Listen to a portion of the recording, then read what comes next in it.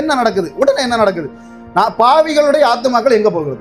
பாவிகளுடைய ஆத்துமாக்கள் உடனே அங்க போட்டிருந்து அந்த ஐஸ்வர்யவான் என்ன செய்தான்? கிடந்து வேதனைப்பட்டு கொண்டிருந்தான். அதானே உடனே அதை சடனாக நடந்த சம்பவம், வேதனைக்குள்ள போகிறான்.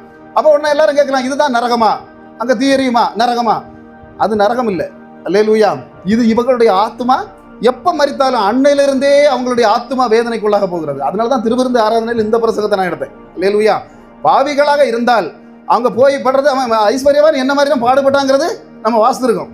அங்க பாடுபட. ஆனா என்னன்னா, இந்த நரகம் என்பது எப்போது திறக்கப்படுகிறது அப்படின்னா, வெளிப்படுத்துற விஷயம் 20:15 வாசிங்க. நியாய தீர்ப்பு கழிந்த பிறகுதான் இந்த நரகங்கிறது, நித்திய அக்கினிங்கிறது திறக்கப்படுகிறது. அப்ப ஆனா அதுக்கு முன்னால இந்த பாவிகளின் ஆத்துமாக்கள் போய் சேரக்கூடியது பாதாளம். அதை சியோல்னு இங்கிலீஷ்ல சொல்லுவாங்க.